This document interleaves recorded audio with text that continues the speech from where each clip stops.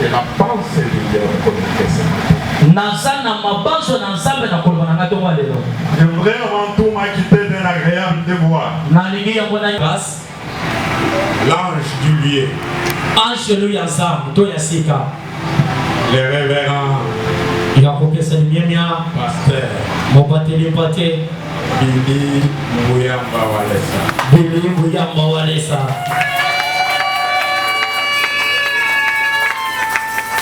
Que Dieu les protège là où ils se trouvent ce matin.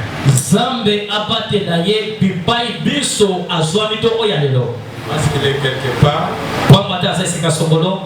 Que Dieu soit avec lui là. Je voudrais aussi en même temps dire merci à sa chère épouse.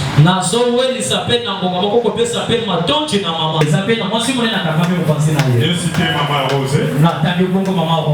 Maman merci. Bonne année maman. Bonne année. Que Dieu vous bénisse. Le précaré de l'homme de Dieu, Billy Walesa. Je vous aime bien. Que Dieu vous bénisse. Merci beaucoup. Vous êtes vraiment hospitalier. Vous êtes hospitalier. Vous savez accueillir les gens. Que Dieu vous bénisse. Qu'il vous soit vraiment favorable. Amen. Amen. Je bénis la présence des hommes de Dieu parmi nous. Papa nous les avait présentés. Ils méritent l'honneur. Je vais demander à Papa pour se tenir debout.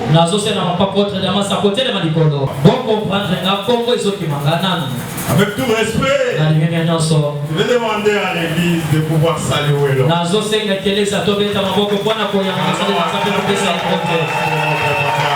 Au révérend pasteur Jacques, de pouvoir se tenir debout avec tout respect. L'église va saluer l'homme de Dieu. Merci, homme de Dieu. Votre présence est une bénédiction pour nous. Veuillez vous asseoir. Tous les serviteurs de Dieu, toutes catégories confondues. Les chants. Je vous aime bien. Que Dieu vous bénisse. Amen. Amen. Les intercesseurs. Les amis de la sécurité. Les protocoles. Sans oublier les diacres. Ce grand département. En tout cas, que Dieu vous bénisse. Toute l'église. Les papas. Les mamans. Les bien-aimés frères et sœurs.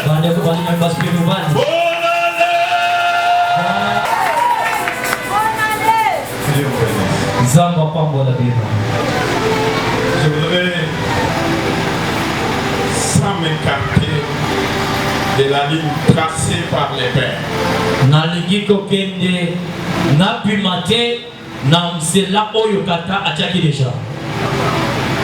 dans la nuit de traversée au central, l'homme de Dieu a baptisé l'année 2025 comme étant une année de démarrage automatique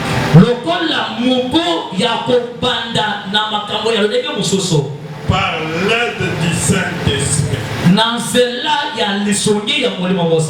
Démarrage automatique par l'aide du Saint-Esprit. Ça voudrait dire que c'est une année où les choses vont aller de manière automatique. Pas par l'intelligence de quelqu'un. Pas par l'expérience de quelqu'un. Pas par la connaissance humaine. Mais par l'aide du Saint-Esprit. Amen. Amen.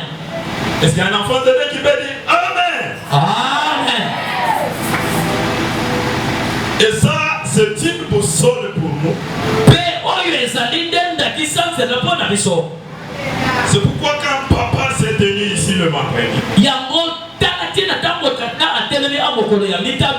il nous a dit que les thèmes avec lesquels il introduit l'année s'intitule Sans Jésus. Vous ne pouvez rien faire. Si tu n'as pas Jésus, tu ne peux rien faire. Quel que soit ton niveau de titre,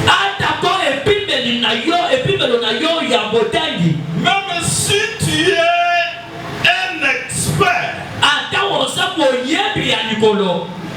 même si tu es un expérimenté, dans un domaine ou dans un autre, si tu n'as pas Jésus, tu ne feras rien du tout. Ça voudrait dire que nous voulons laisser la latitude d'agir à Dieu. Si l'année 2024, tu as forcé les choses, croyant qu'avec ton intelligence tu vas réussir, mais tu as vu les résultats que tu as récoltés. Mais cette année qui commence, tu dois te mettre en tête que sans Jésus-Christ, je ne peux rien faire. Je pensais qu'un enfant de Dieu va dire Amen.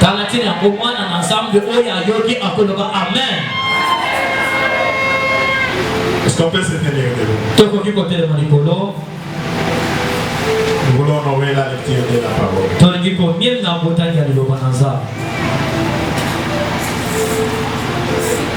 Est-ce que tu peux aussi te tenir debout?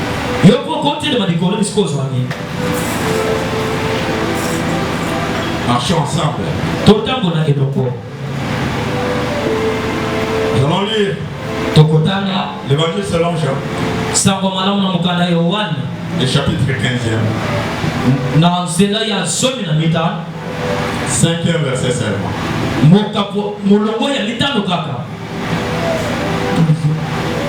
Nous lisons le livre de Jean, chapitre 15. Vous êtes les serments. Celui qui demeure en moi et en qui je demeure porter beaucoup de fruits. Car sans moi, vous ne pouvez rien faire. S'asseoir. On va nous ajouter un passage. Il le jeta à la même place. Et fit surnager le fer. Parole du Seigneur. Je m'appelle Pasteur Paulin. Mon épouse est ici présente. Ça serait une erreur que de ne pas vous le présenter. Je demande à madame mon épouse, maman Georgette, de bien vouloir se tenir debout. Merci. Écoutez, vous ne pouvez rien faire.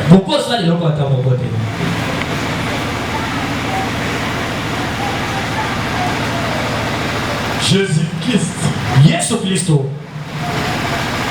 Et c'est lui azali oyo qui est capable oyo azana makoki de tout faire.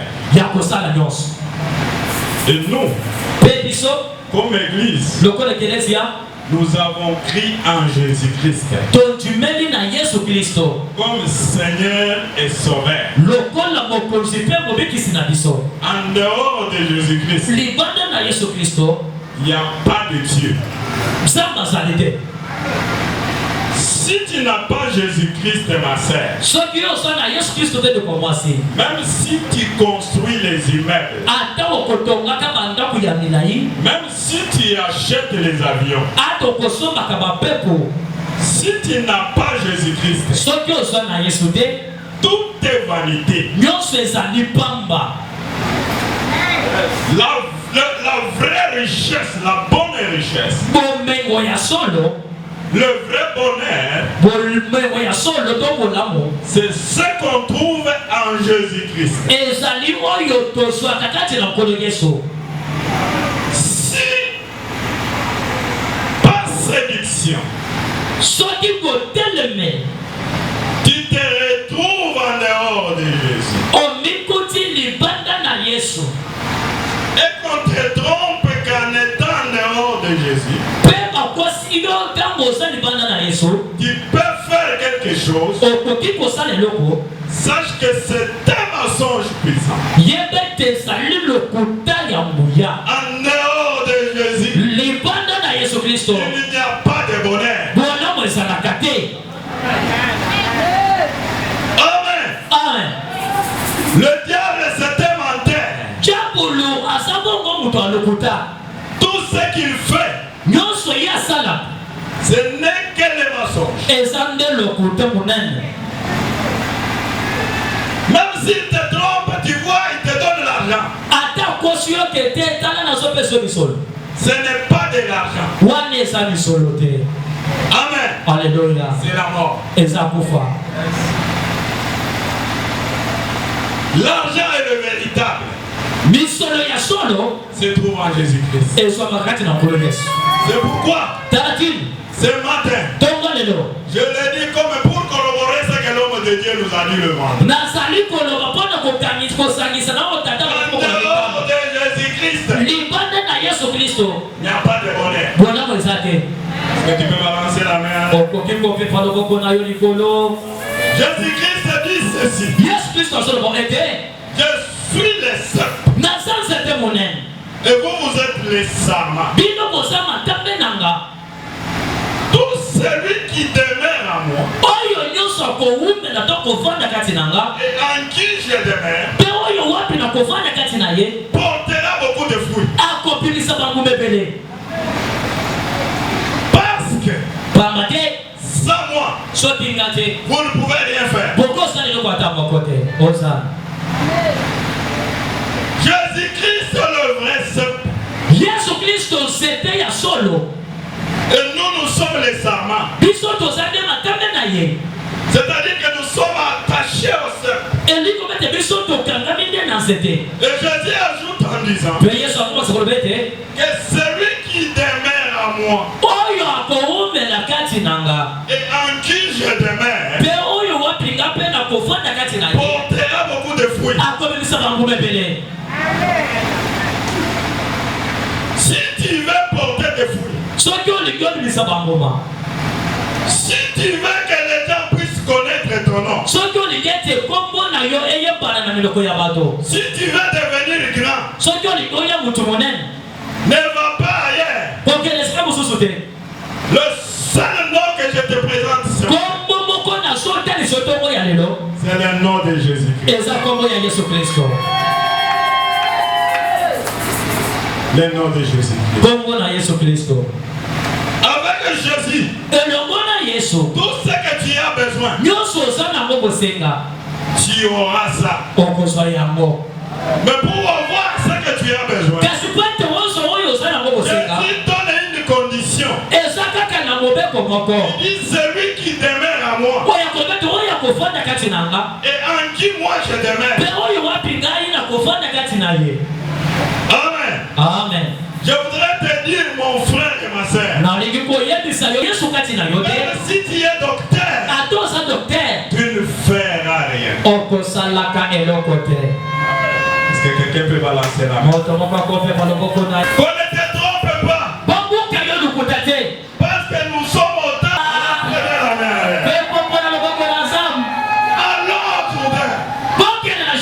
Et là, nous, ils vont se concerter. Le prophète dit que nous puissions partir. Nous devons aller avec l'homme de Dieu. Parce que c'est. Nous allons nous mettre à une difficulté là. Sans moi, vous ne pouvez rien faire. Merci beaucoup. Même si tu es un expert commerçant, si tu n'as pas Jésus, tu ne feras rien.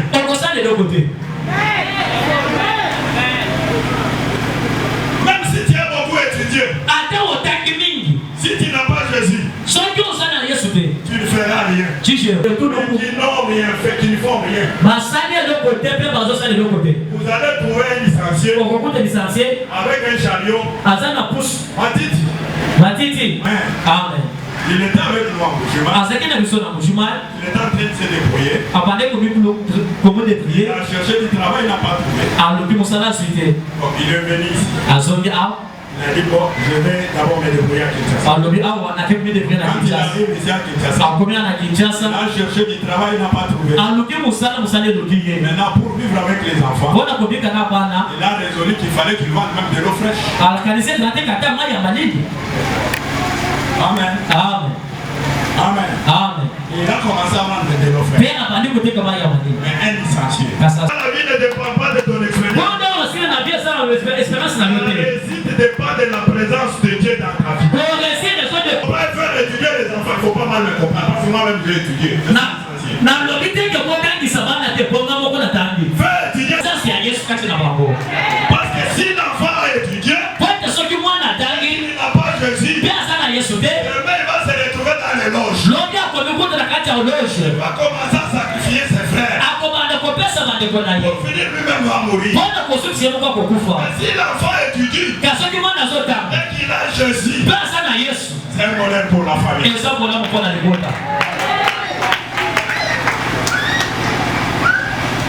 Nous ne devons pas aller seuls, mes frères. Moi, je vais les supplier. Papa prophète, s'il vous plaît, accepte d'aller avec nous. Parce que nous nous sommes concertés là-bas. Nous avons compris que si nous ne partons pas avec toi, nous avons certainement la force de couper du bois. Nous avons la force de construire. Même quand nous vous appelons là, ce n'est pas que vous allez couper du bois avec nous. Nous voulons seulement ta présence. Parce que ta présence, c'est une assurance pour nous. C'est une protection pour nous. Parce que toi, tu n'es pas n'importe qui. Tu es l'homme de Dieu. Tu es la bouche de Dieu. Dieu habite en toi. Si tu es avec nous, nous allons réussir. Merci mon frère. Le prophète a compris que ce sont des jeunes gens sages. Il a dit allons. Ils sont sortis. Ils arrivent au Jourdain. Ils ont commencé à travailler. Ils coupaient du bois. Bien aimé, nous sommes entrés dans l'année 2025. Je voudrais que cette année, que tu puisses aller avec Jésus. Dans tout ce que tu fais, sois avec Jésus. Si tu es vendeur au marché, va avec Jésus.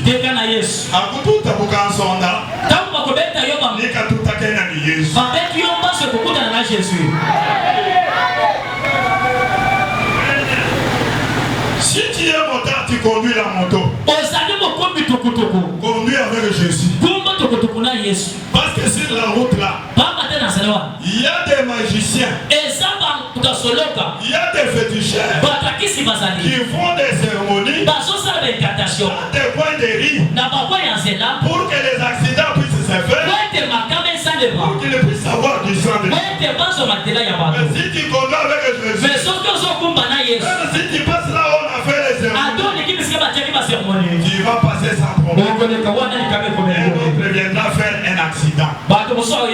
C'est pourquoi sois avec Jésus.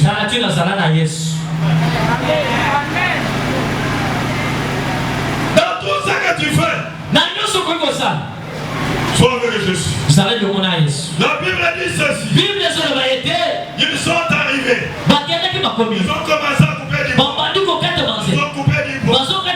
Pendant qu'ils coupaient, un autre enfant a coupé. Le fer est tombé dans l'eau. Tu as besoin de te sauver. C'est celui qui a besoin de te sauver. Je l'avais prêté. Je ferai quoi? Que ferai-je encore? Il va chez le prophète. Il lui dit, homme de Dieu, le fer qui est tombé dans l'eau ne m'appartient pas. C'est quelque chose que j'ai emprunté. Je l'ai pris de quelqu'un. S'il vous plaît, si je rentre sans ce fer, vous aurez des problèmes tout de suite. L'homme de Dieu me dit, ne t'en fais pas. Montre-moi là où c'est tombé. Je voudrais dire à quelqu'un, et tout ce que tu avais perdu, tu vas les récupérer. Tu ne vas pas les récupérer par ta force. Tu vas les récupérer à cause de la présence de Dieu au-dessus de la sorcellerie de ta famille. Comme tu as Jésus, tu es au-dessus des fétiches du quartier. Même si tu loues dans une maison de fétiches, si tu avais 5 enfants, avant de sortir, tu vas enterrer des. Mais si tu as Jésus, si tu entres dans une telle maison, tu ne perdras aucun de tes enfants. Pour finir, le bailleur va déclarer. Il va te dire, non, prends ta garantie. Il va dans la maison. Pourquoi? Parce qu'en toi, il y a une force qui est au-dessus de ses fétiches. Il y a une force qui est au-dessus de sa sorte. Reçois Jésus au nom de Dieu. Marche avec Jésus. Oh, marche avec Jésus. Oh, service avec Jésus. Quelle que soit la cérémonie, ils te feront la guerre. Mais ils ne te vaincront jamais. Si je vais pour le soutien de la grâce. Amen. Amen. Écoutez, si tu as Jésus, même si on te piège de n'importe quelle manière, ils ne te feront rien. La Bible dit, ils te feront la guerre, mais ils ne te vaincront jamais. Cette année 2025, même s'il y a la guerre, tu sortiras toujours victorieux. Sans Jésus-Christ, on ne pouvait rien faire. Avec Jésus, nous ferons des exploits. Le diable réveille ou pas. Année 2025, il s'intéresse. Nous allons acheter la parcelle. Ça, c'est la prophétie. On ne fait pas. Nous allons faire quoi? Nous allons nous acheter une parcelle. Nous allons nous acheter une parcelle au bord du boulevard. On va bâtir une belle maison pour la gloire de Dieu. Les enfants de Billy Vanessa. Nous allons placer une grande photo. Jean-Claude Kabundoualesa avec son fils Billy. Ça doit se faire. Voilà où c'est tombé. Montre-moi là où c'est tombé. L'enfant dit, c'est ici. Dans une eau profonde. On regarde, on ne voit pas. Mais le Dieu que je t'annonce, chez où? Même si on t'a mis dans une citerne,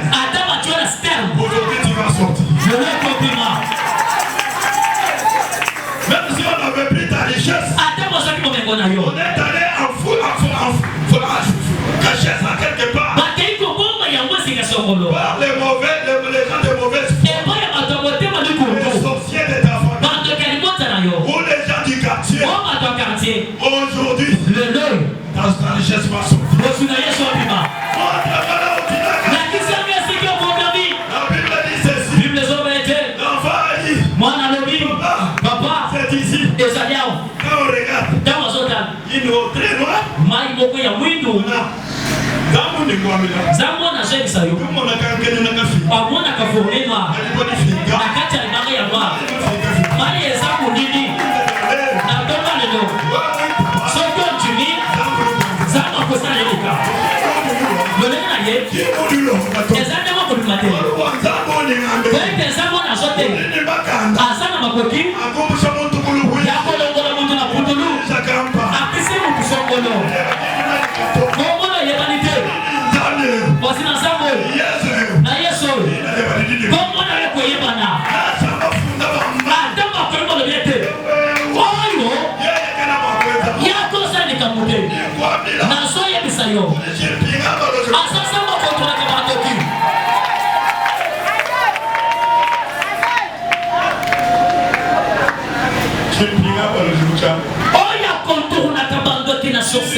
Compliquer tous les sorciers.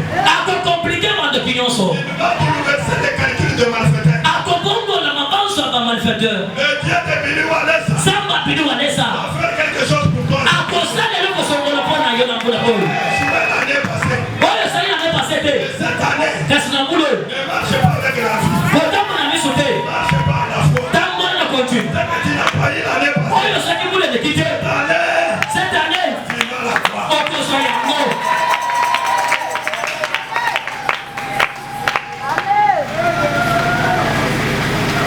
L'homme de Dieu.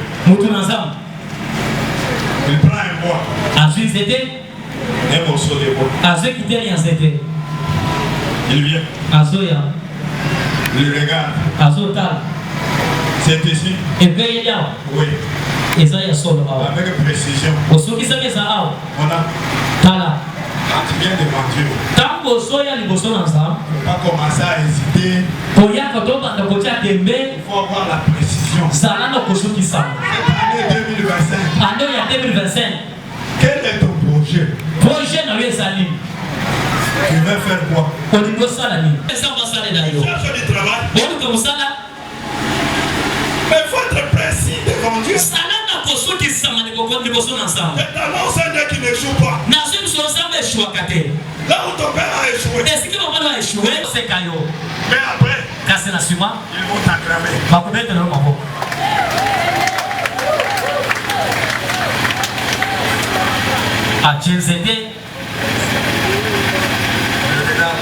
Atali na gauche, Le regarde à droite. atali na loboko mwasi.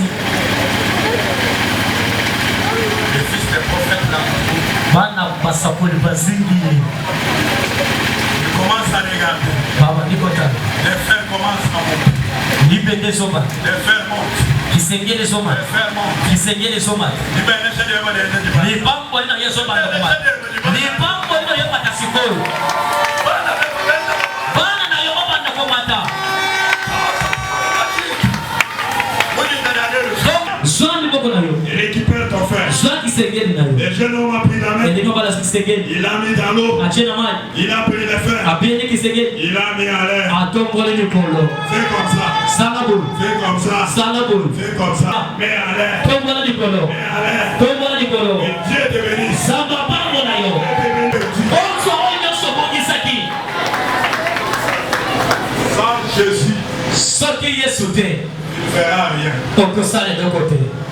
Oh non, moi on m'a dit Otenga medisinga.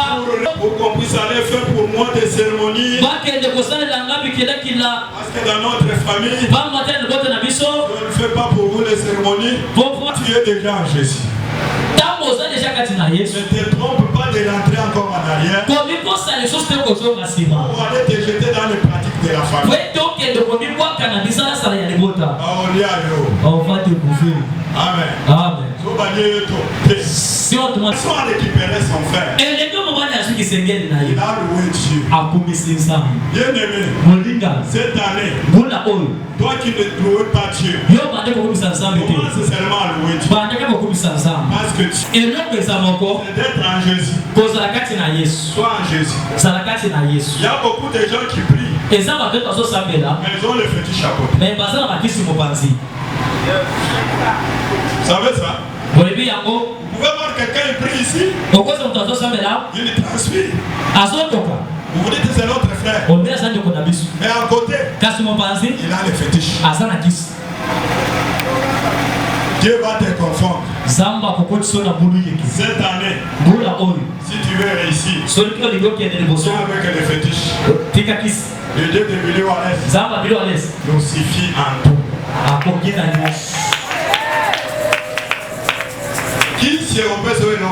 Le fétiche ne te donnera rien. Si tu veux réussir, prends seulement Dieu. Tu vas réussir.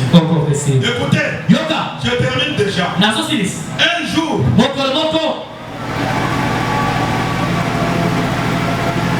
Jésus vient ajouter Jésus.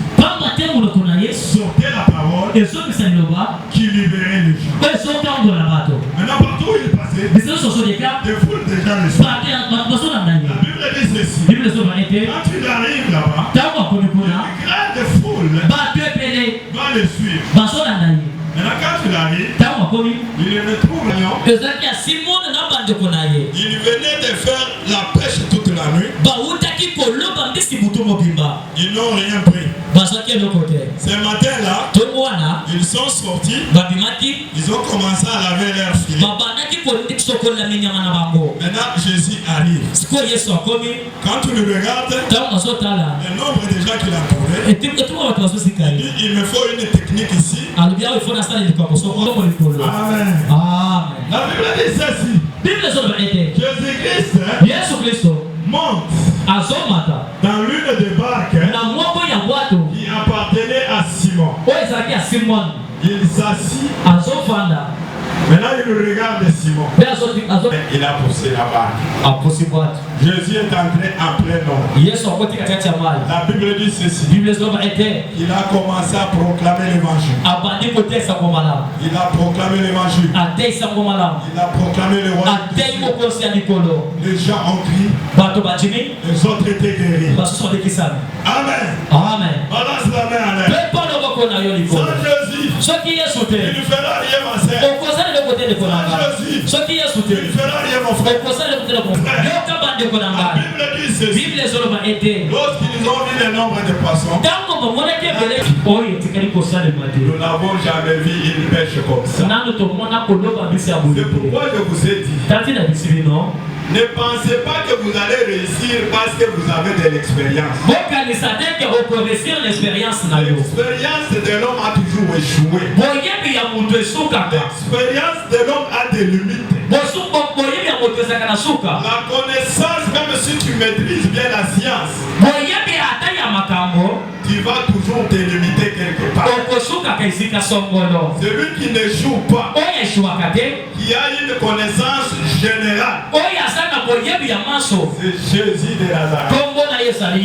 Si tu as Jésus, tu n'échoueras jamais. Si tu veux réussir, prends Jésus. Qu'il soit ton compagnon. Même si tu avais échoué, Jésus te donnera la réussite. À cause de la barque qu'ils ont prêtée à Jésus, ils sont parvenus à attraper beaucoup de poissons. Maintenant je me demande, s'ils avaient refusé de donner la barque, est-ce qu'ils pouvaient attraper ces poissons? Dans la vie d'un enfant de Dieu, si tu veux réussir, considère que tout ce que tu as, c'est Dieu qui t'a donné. Dieu te demande, ne résiste pas, ne te montre pas avant devant Dieu, parce que la force que tu as là, c'est Dieu qui t'a donné ça. Si Dieu ne t'a pas gardé en vie, tu ne peux pas avoir le peu de moyens que tu as. Tu peux te voir que tu es déjà arrivé. Non. Quand Dieu te regarde, il voit que tu n'as rien. Il veut te donner beaucoup de choses. Donne-toi seulement à Dieu. Abandonne-toi dans la main de Dieu. Fais tout ce que Dieu te dit de faire. Demeure en Jésus-Christ. Que Jésus-Christ se soit en toi. Quand Jésus sera en toi, tu vas réussir. La Bible dit ceci. À cause de cet acte-là, ils ont réussi ce qu'ils n'avaient pas eu dans leur connaissance, dans leur expérience. C'était des expérimentés pécheurs. Ils connaissaient toutes les techniques de poisson. Ils savaient que pour attraper des poissons, nous devons utiliser telle technique. Ce jour-là, comme ils étaient seuls, ils ont péché toute la nuit. Mais avec la présence de Jésus, ils ont eu une grande quantité. Je voudrais dire à quelqu'un que tu avais échoué parce que tu étais seul. Maintenant Jésus est là. Réussis dans tout ce que tu fais. Et l'année 2025 soit une année de bénédiction, une année de démarrage automatique. Ton intelligence, mais par l'aide du Saint-Esprit. Et le Saint-Esprit t'aide à entrer là où tu ne pouvais pas. Et le Saint-Esprit te donne la capacité d'aller au-delà de tes forces. Des choses que tu ne pouvais pas faire. Et le Saint-Esprit t'aide à demeurer dans la parole. Il y a beaucoup de gens qui pensent que Dieu n'est pas capable de bénir les gens. Pourquoi que quand tu vois quelqu'un qui est béni, ils ont tendance à dire qu'il a des fétiches. Non mon frère, l'or et l'argent appartiennent à Dieu. Dieu donne à ses enfants comme il veut. Que Dieu te donne la richesse. Que Dieu fasse de toi une grande personnalité. Que ta vie change. Que tu goûtes la bonté de Dieu. Que tu quittes la vie de location. Que tu entres dans ta propre parcelle. Les bailleurs là, ce ne sont pas des anges. Ce sont des hommes comme toi. D'ailleurs, le pape aux offres de la Wana. C'est eux qui la jettent. Merci beaucoup. Tu ne crois pas? Dis déjà ton bailleur là. Tu sais que cette personne, je vais t'en acheter un jour. Même s'il s'énerve. Mais Dieu fera qu'il y ait des circonstances. Il va se retrouver seulement en difficulté. Ou bien son fils joue la loterie pour aller aux États-Unis. Il réussit. On lui dit que pour que ton enfant puisse partir, il faut 10 000. Mais il regarde à côté, il n'a pas 10 000. Il se dit, j'ai pris ma parcelle ici. Comme j'ai besoin que la femme puisse aller à l'Europe, je dois vendre dans cette parcelle. Papa, je vends ça. Piquin. Tu achètes ça. Et ça va faire je serai descendu au nom de Jésus. Je le reçois. Il est capable de prendre quelqu'un du néant. De lui un grand homme. Il est capable de prendre quelqu'un négligé. Comme ici, un grand personnage. Que Dieu t'amène à la dimension d'un boss. Que tu sois un grand partenaire dans cette église.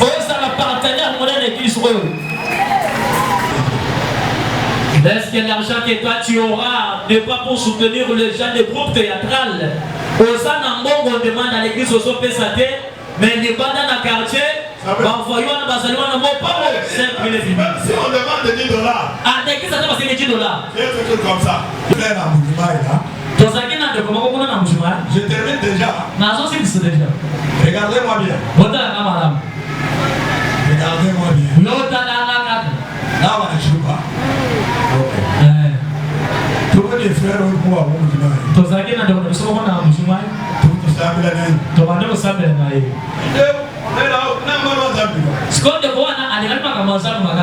au point que Kino était alors que vous avez intercession. Avec votre salle d'intercession. Hier beaucoup. À côté d'intercession. Bon, bien tout ça le match comme ça là. Tout le monde il y a pétrole. Bon, il bien c'est na et de voya kala to ba na ko sambela na ba lampe ya pétrole. Et na bougie. Na ba bougie. Mais tu la machine de l'homme dans le. Mais l'homme na ba chino na ya kité. Amen. Amen. On peut dire toi on le que la samu to akala. Na biso kaza ke na tamu ya ba. Tele na passer mabolo na dirija. Pesa na mapena ina sis. Ndio tout ça bila pesa intercession kutu. Skoto ba ko sambela to sana intercession na kutu. Frère ko boxer. Frère azalaki boxer. Wetu kumulima kubantu babo begera na boxer. Et pas tout ça to ba boxer. Kumalo mbonga kena traficato mweka na mbinga yako. C'est-à-dire, lui tout ma côté de tout ça. Bon, moi on a acheté $500 ouais, on a acheté 800 1000. Et ben on migre dans traficato, on migre dans yako. Amen. Amen.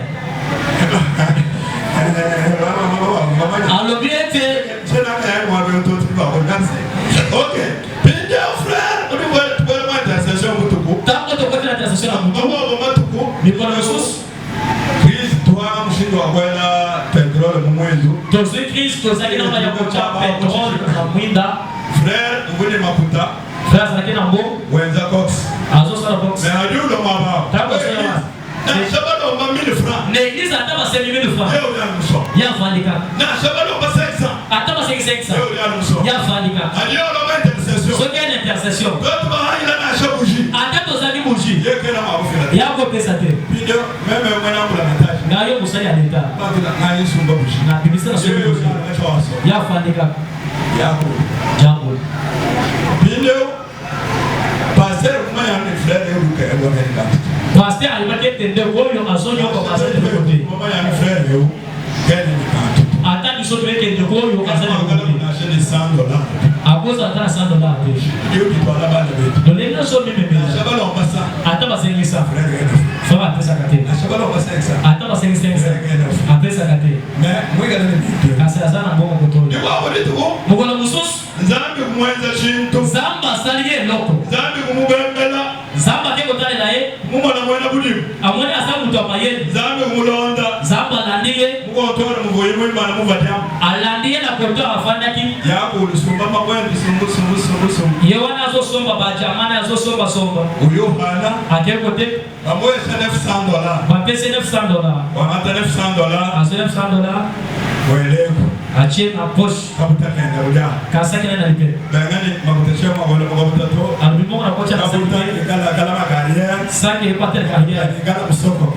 Ebota mo. Pinde ulifika mwamuwa. Spa kone sika mususu. Nzambi kutumakalu makakwa. Zamba atinda kitipu moko. Makanduchi. Katipu wana kayidu kobeta. Eka tumakuli tatu mga shito. Batidi apata tabu asite. Tumalo kuli nzambi. Kaka nzambe ndi atinda kiye. Nyala kalomo chisu. Aye. Ngata minu ibidi. Kazwide dwa. Kafaya mpai. Kachena poche. Kahatula. Kabinisi. Kene. Avena poche na ye. Ere kaima wakulo tatusu. Tata yebite supul. Wenda uya. Azotambul. Wenda uya. Yuma. Ngaya njini nef. Adike na sana 900 ounce. 900 na poche. 900 na poche. Kabu numelu. Akomina anda. Kakabuta. Achesa. Sakili lanzani. Apesi nzambe merci. Video. Sikoyo. Rumai mutu muko mkotu. Obi muto ya zando kola bisi. Sakatu. Umaka tumuso ba mata di balatu. Yani ngata mone sika zo tangi la mbongo. Kanyama mwa mutu pa mbigela we. Kama mwebu. Na shabuka jende kendo na aba na mona yukini. Akolinga tateke mwasi mone sika zo tangi la mbongo. Wala kugezana. Akoti atali tali. Wala chanza. Acheno bongo. Konteta. Atmeki. Mpantu. Poshifi. Mumbusha muhanu. Alogoni pantalo. Utotula. Apukoni. Muhanu mutu. Pantalo fi. Wamata mungonu. Asi mungono. Après vous mon God. Viens là, on se mange. Tu vas pas dire qu'on est là.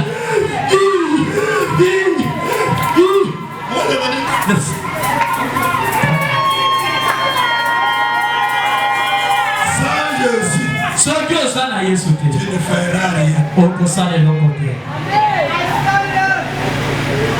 900. 900. Mais on sera pas modèle, non pas des cas. 900. 900.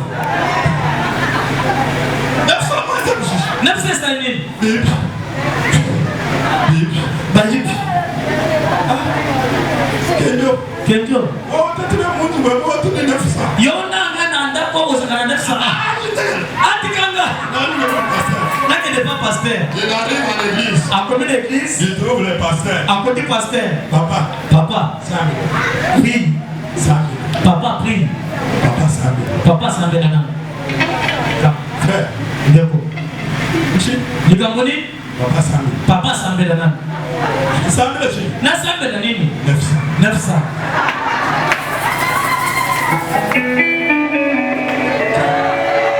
On va acclamer pour Jésus.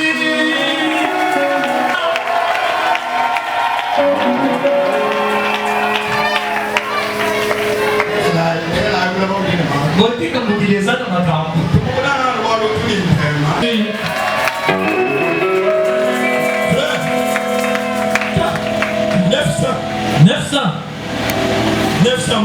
900 salini. Papa. Samé. Prie. Banyibi. Pasteur Robert. Ou bien. Dollar. Donne. Dollar, papa. Donne papa. Banyibi. Siko. Wow, moi, je suis le 900. Yo tango to tango la kana yo awo saka na 900. Voilà. Tala. Angela mtu Na sabu musala. Voilà, le voiture. Yeki so fazer que sale da kan sabu musala. 900. Pourquoi faire que les gens comme ça? Oseleki? Na kumi ko sidi sasiko. Kana si saka ke so na yo. Nyonso nde ndi akwade nyonso naza ata na moya ata moko papa nazo bijembe pasteur kaka mwana nga mobali tozoluka na 100 francs ya bougie na intercession yo na 900 bote na biso salangano boye oyebi. Il y a beaucoup de gens dans les églises. Et ça n'a pas de problème de Kénésia. Parce qu'il y a un moyen de batailler de passer à la cabane. Ça, c'est trop dangereux. One is at the Kama. Il est là, frère. Ah, ça, ouais, frère. Mais il ne veut pas dire. Ils vont me poursuivre pour sa tue. Quand on demandera l'argent pour le faire de Dieu, il va me regarder afin que je donne. Mieux vaut que je me cache. Tu te fais toi-même du mal. Amen. Amen. Amen. Amen. Tu te rends toi-même un mauvais service. Le pasteur a prié malgré lui. Mon père est parti à Sambele pour la Nisaye. Mais il a dit que Dieu te pardonne, mon frère. Ça, ce n'est pas le diable qui a fait. Parce que tu es prêt à me dire que ce sont les sorciers. Mais je te dis que ça, ce ne sont pas les sorciers. Ça, c'est la main de Dieu qui a récupéré. Mais comme tu as reconnu que mon Dieu te pardonne, je dis, toi, je vais prier pour toi. C'est un enfant de Dieu qui peut dire Amen. C'est un enfant de Dieu qui peut d'abord dire Amen. Amen. Le pasteur a pris sa main. Pasteur a su le bon qu'on a. Il a dit Seigneur, C'est pas l'ignorance que ses frères se comportaient de la sorte. Tu lui avais donné peu de moyens, mais il a considéré qu'il était arrivé jusqu'au point de refuser de collaborer avec toi. Maintenant que tu l'as puni, ce n'est pas pour le tuer, c'est pour le ramener sur le toit. Fais qu'il puisse récupérer cette âme. Et ta mère pour cet argent. Et qu'il puisse les retrouver. Au nom de Jésus. Amen. Toi, tu caches pas ça.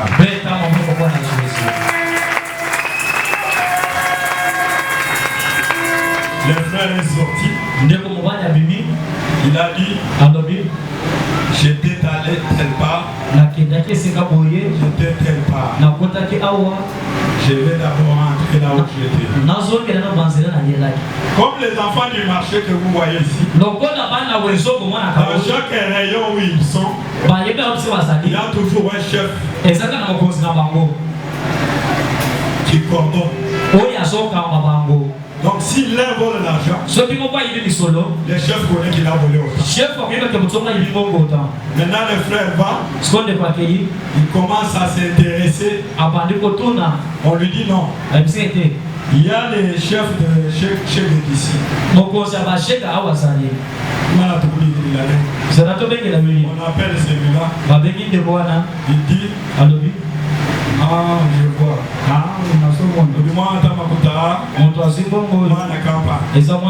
Papa, même gauche, Papa, ce qui n'a pas de combien? $50. $50 au cours. Alibité au combien ça casse? Il y a une combien ça y est. Talam dans ce foot à Jim. Au foot à Jim au Kuna. Zamba, ça n'a pas procédé à gouverner les Québécois.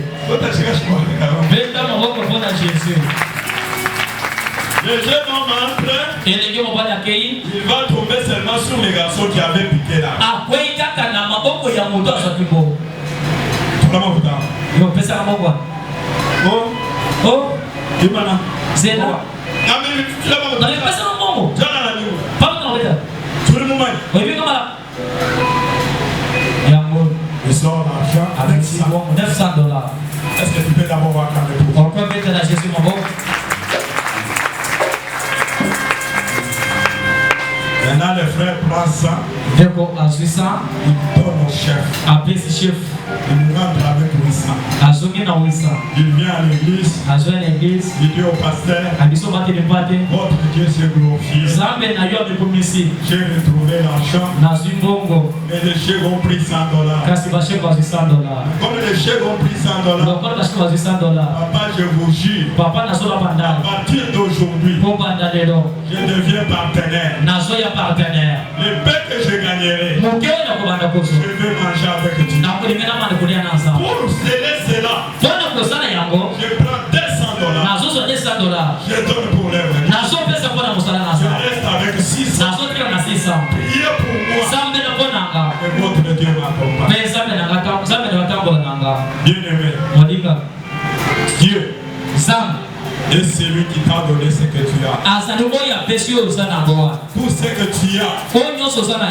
Si tu as $1000, Dieu sait que tu as $1000. Papa Billy n'est pas connaître. Si tu as $2000, Dieu sait que tu as $2000. Papa Billy n'est pas connaître. Si tu as $200, Dieu sait. Parce qu'il connaît tout. Mais pensez que je te ravir par force. Cette année 2025, prends l'engagement avec Dieu. Dis que tout ce que je fais, je vais associer Dieu. Dans mon petit travail, je ne travaille pas seul, je travaille avec Jésus. Si j'ai 100 francs, dans les 100 francs, il y a un franc pour Dieu.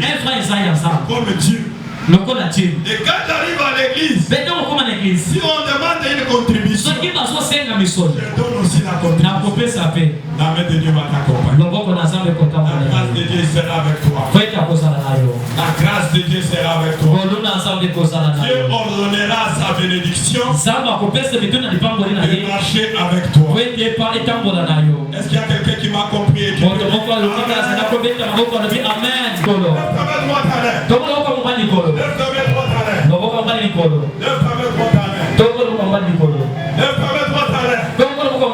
Avec Jésus, cette année, Dieu va faire quelque chose pour toi. Là où tu avais échoué, un essai passé pour toi, il va te faire entrer dans des portes que tu ne t'attendais pas. Dis Jésus-Christ, je prends la décision d'être avec toi, de demeurer en toi. Je voudrais être avec toi Dans mon travail, dans mon mariage, dans mes affaires. Je voudrais être avec toi. Dans mon mariage, là où j'avais échoué, je dois réussir. Là où je ne pouvais pas entrer, je dois entrer. Parce que je ne suis pas seul. Je suis avec toi. Au nom de Jésus, commence à déclarer.